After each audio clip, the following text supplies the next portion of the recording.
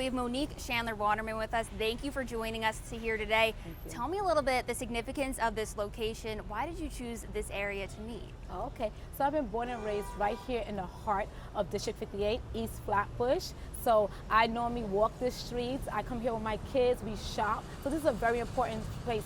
Thousands of people in and out. This is a melting pot. This is the heart of our district. So I went to school up the block. I live a couple of blocks away. So this is a very significant part of our community. And this is where I know this is home. So it's safe to say your ties here run deep? Yes, it does. I went to PS 135, which is 2 blocks from here. My mom went to PS 135, my 4 children. I taught there, and then I brought after-school programs for 110 students for free right here in this school. And so early voting about to start. How do you feel? How has campaigning been so far? Campaigning has been great. It's a grassroots campaign, so the community members have been coming out, showing their support, showing their love, putting up posters, putting up flyers, knocking on doors, phone banking. So the love from the community is overwhelming. And of course, this is my family. This is where I've been my whole life. So working boots to the ground, reducing gun violence, fighting for equity in schools, making sure we have affordable housing. This is what's been happening in our community. So the rumble is going, and tomorrow's early voting, the first day, all the way May 24th is the last day of the special election. And we're definitely going to get to all of those things that you really care about. Yes. Talk to me a little bit about the positions that you've held in this area that you think would help you if elected. Well, as I said, I'm a mother of 4. I'm an educator, so I taught in PS 135, Mile 11, and also Tilden campus, and have after-school programs at multiple schools throughout the district. I also started a nonprofit organization called East Flatbush Village Inc. with my husband, which we did wraparound services holistically for the whole entire family. So when it comes to after-school programs, making sure there's arts programs, senior citizen programs, you can't work with the youth if you don't work with the whole entire family. I'm also a chaplain. So I've been walking these streets with the clergy for over 10 years, doing Occupy the Corner, and speaking directly to the community members and say, how can we help you? What do you need? You have to listen to the community needs as well. I'm also a healthcare worker. So at the beginning of the pandemic, I was out making sure I dropped groceries and PPE to the seniors, and then I got hired by Health and Hospitals under Test and Trace to be the director of the outreach for Brooklyn. So I was able to coordinate over 200 staff members on the streets giving out COVID-19 information, testing, vaccine information. So as an educator, a healthcare worker, a chaplain, an organizer, organizing block associations, multiple block associations in the neighborhood, that breadth of knowledge is what I intend to take as a New York State Assembly. And so with all of this community outreach experience, how do you plan on expanding upon this and using it to your advantage? Well, I think the most important thing, and my background, like I said, for working for a city agency, executive of a major nonprofit I founded, working for the state, for the Assembly member Nick Perry, former council member Jamani Williams, that breadth of knowledge, bringing that to the Assembly is a legislation. Oftentimes legislation is made, we're leaving the people out. So knowing it from boots to the ground, knowing the needs, being side by side with our community members, I know what their best needs are, and I'm going to have monthly meetings to bring it to them to make sure they're not left out when we're making legislation. So I think knowing what elected officials do, the community needs to know and be civically engaged, and I intend to bring that to the community by having monthly meetings and making it a part of the process. Those impacted by anything you do, they have to be the voice at the table, and I'm going to make sure our community members have that access. And speaking of the public advocate and the former assemblyman, yes, having their support, what does that mean to you? It means everything, and I'm proud and privileged to have earned their endorsement by working with them well over 10 years. They've seen the body of work, for me starting a 24-hour daycare in my basement, for me being in their office. So I'm glad to say that normally people don't have a personal relationship with their mentors and those who are supporting them, but I have a personal relationship with the public advocate Jamani Williams as my mentor, my friend, and also ambassador to Jamaica, Nick Perry. I have that relationship, so I'm glad to have earned their endorsement. And with us being in the final stretch, what does campaigning look like for you? It's just making sure we speak to voters, making sure you speak to the community members, making sure you hear the needs, making sure you get the message out.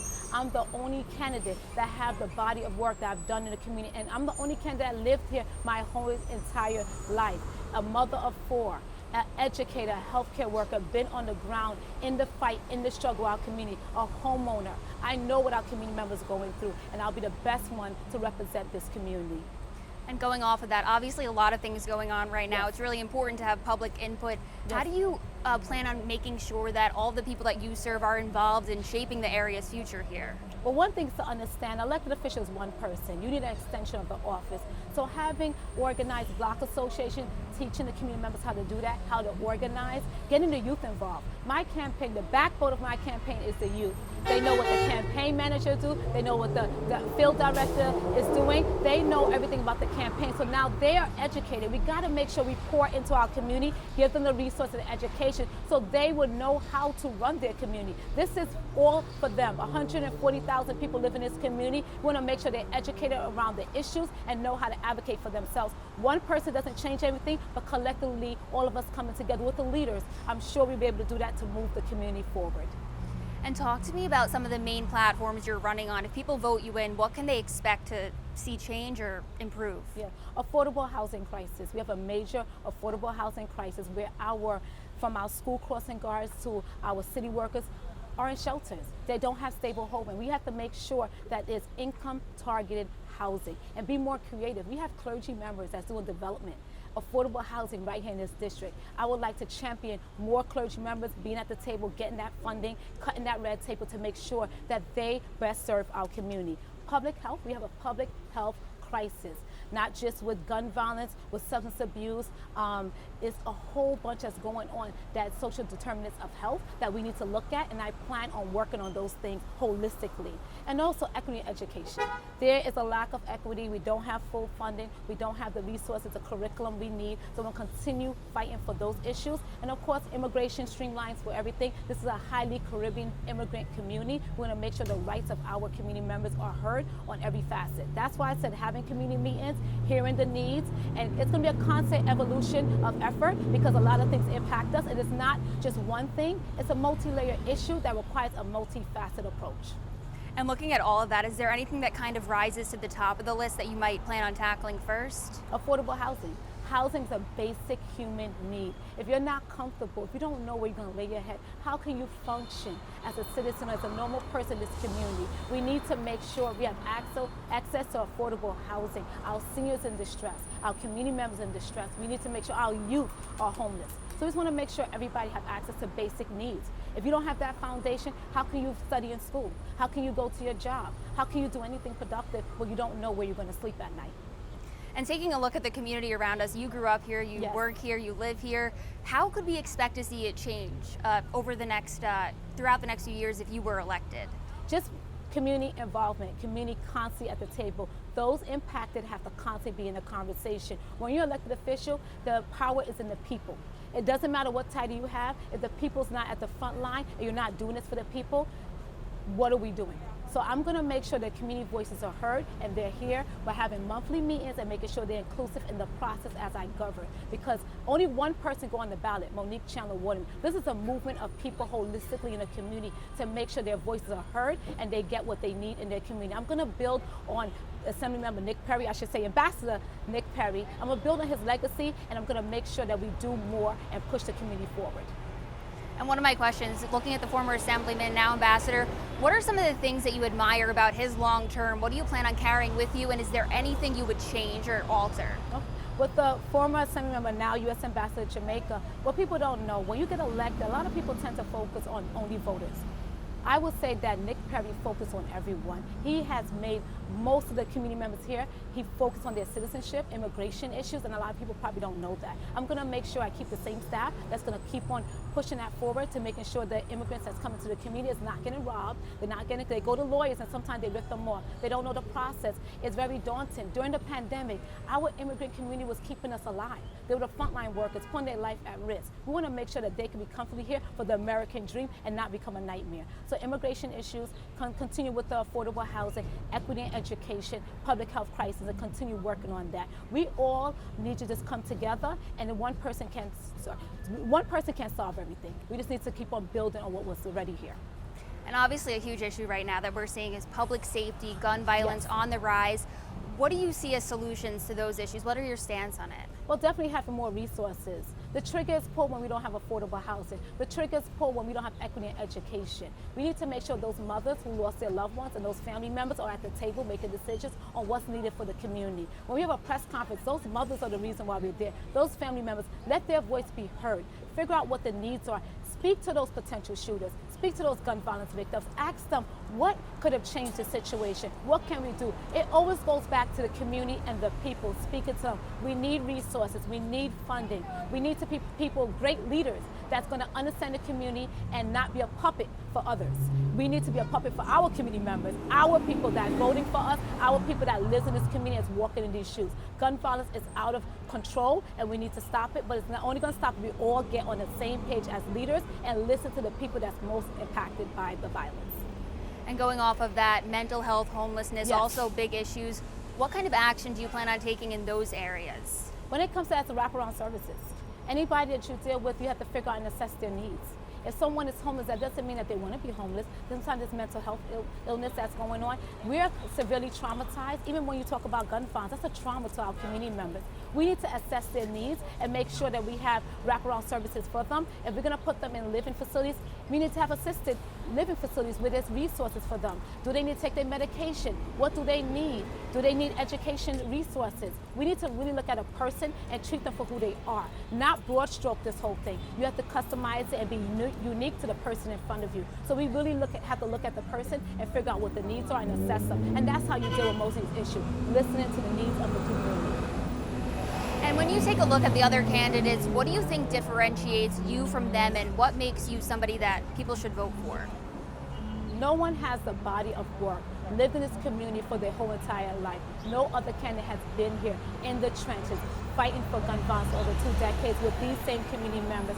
No one has the body of work, the experience, and the passion that I have for this community to push forward. I am the best candidate because I am you. I am the one who's been here and will continue being here. Even without a title, I've done the work. If you go back 5 years, 10 years, 15 years, you will see consistently Democrat Monique Chandler Waterman, without a title, has been on the ground doing the work. When you are a mother, you fight like a mother. And I'm going to continue fighting for my community because I raised kids that didn't ask to be born. And it's my job as a mom, as a parent, to make sure the community is safe. And the only way to do that is working on the ground with the community members themselves to create a safe environment, not only for my children, but everyone involved. And kind of going over everything we just discussed, talk a little bit about your why. Yes. What is drawing you to local politics? I never was thinking about being an elected official, but when I had my first daughter, she's 20 years old now, I look at the world differently. I'm like, wow, I brought this child into this world. The streets need to be cleaner. The school system needs to be better. I started my first 24-hour daycare facility because I'm like, I didn't like the child care. I worked overnight. I was making sure that the nurses, the doctors, the police officers had a place to take their children to. When you're looking from those lens, you have to do what you can for the community. So that's why I'm here, and that's why I'm going to continue moving the community forward. And with early voting starting, the election very soon, obviously campaigning doesn't stop. What does the final stretch look like for you? Speaking to voters, hitting the ground, getting the message out, staying focused, and making sure that we do what we can for the community. That's it. And sometimes you gotta just make sure that you take the time to listen. I know I'm campaigning, but I do take breaks. If there's a shooting, I'm responding to it. And that's not campaigning. That's just the work I do and the work I love. Because as we're campaigning, there's still issues and needs. I'm still giving out food. I'm still giving out PPE. I'm still speaking to the mothers who lost their loved ones to gun violence. I'm gonna still continue working with the community, providing the needs, because it's not about a campaign, it's about really helping the community members. And I believe that people see my passion, they see my heart. This is not a show. I'm Monique Chandler Waterman, the same one you saw yesterday, the same one you saw 20 years ago. I'm the same one today, and I'll continue being that same person. I'm with you. I'm the community mother. I'm the community sister. I'm the community neighbor. I love you, and I'm going to continue doing what I got to do for the community, no matter what title I have. And just reflecting on everything you've done so far, getting your name on the ballot, how does it feel to be standing here today? I feel great that the community members believed in me. It's grassroots campaign. They helped me get the Democratic nominee. Community members of my peers. I know they trust me, they believe in me, and I won't let them down. So I feel so privileged and honored to have the support for the community. When I go in the community and they say, Monique, we're with you, that means everything to me. Because I know it's my community members on the ground with me. And my last question, your final pitch to voters as they get ready to head to the polls. What do you have to tell them? What can they expect if they put your name on the ballot? I speak for the voiceless. I am a mother. I understand the pain of the community. I am a homeowner. I've been in this community my whole entire life. This is not about Monique Chandler Waterman. This is a movement to change Brooklyn politics. It's divisive and we want to bring it back together. We can do this together collectively. We can work with the leaders. We can work with the community to make sure we are pushing our message forward. One united effort to make sure we reduce gun violence, we tackle affordable housing crisis, we make sure we have equity in our education. I can't do this alone. I need you. I'm begging and pleading for our community members. Let's come out and make sure we vote. Vote our voice, vote our choice, and the person that best reflects the community. And I promise you I'm that person. I won't let you down. All right, is there anything else you'd like voters to know, anything we didn't ask you about? Well, no, just make sure you go out and vote. Early voting starts tomorrow. The last day to vote is May 24th. Please come out. I'm the only Democrat, Monique Chandler Waterman. Don't forget, Democrat, first choice, Democrat Monique Chandler Waterman. Thank you so much. Monique, thank you so much for coming out today. I really appreciate your time. Thank you.